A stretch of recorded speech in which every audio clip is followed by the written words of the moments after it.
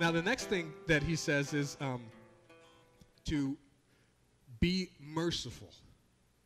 Snatch others from the fire. Now, the be merciful thing is you would expect that if we're Christians, that would be like something that we generally do.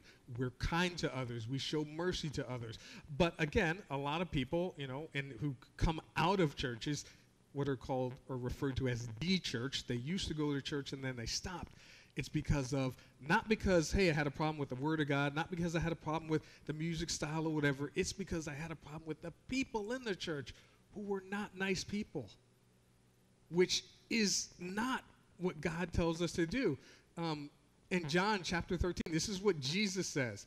Verse 34, a new commandment I give to you, that you love one another just as I have loved you.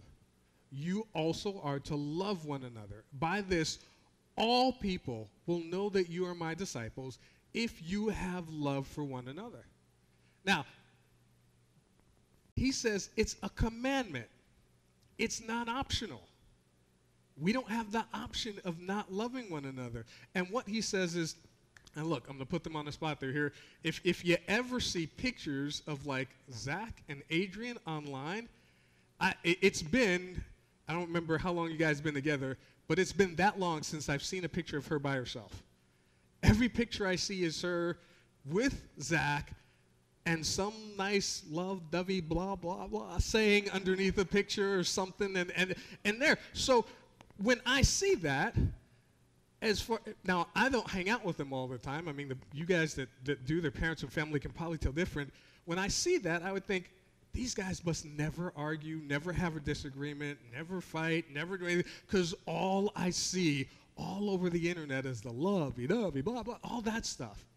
And this is what Jesus is saying. He says, when people look at you in the church and see you loving on one another, even when you disagree, even when you have arguments, even when, you're saying go left and I'm saying go right, even when we're not all in agreement, we're still loving one another, they'll look and say, wow, the only way that's possible, it's got to be God. You must be one of those people that believes in Jesus Christ. Because all the time, all I see you guys doing is loving on one another. But if, you look online and you see, like, not just church, but especially you see Fox News stuff where it's supposed to be, you would think a lot of people say, oh, I'm Christians, I follow Fox News. And then you look at, they put a post and just the people going at it and cursing one another out and this, that, and the other. And you're like, okay, that's not love. And if I'm not a Christ follower and I see that, I'm like, okay, I want nothing to do with that. But Jesus said, this is a commandment. It's not optional. Now, the Bible, a lot of non-Christians think the Bible is full of thou shalt nots and, this do's and don'ts. This particular thou shalt not or thou should do is not for the non-Christians. This is for us. This is for the church.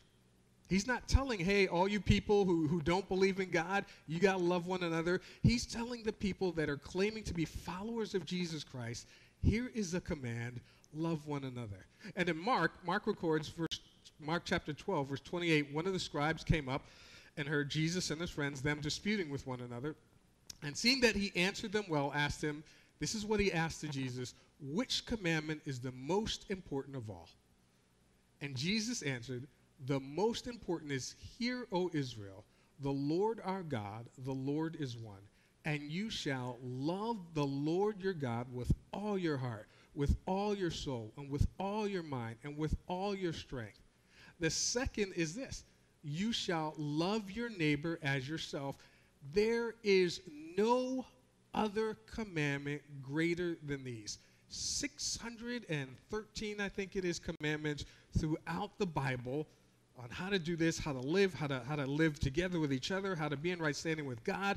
And Jesus says it's all summed up in this. Love God and love your neighbor. And then he comes back and he says, hey, but here's a new commandment, not just your neighbor. If you're a follower of Jesus Christ, I command you to love one another. It's not optional. It's not debatable. This is what the church is supposed to do, which is why Jude comes up to us and he says, hey, That's what we're supposed to do. We're supposed to show mercy and be kind to others.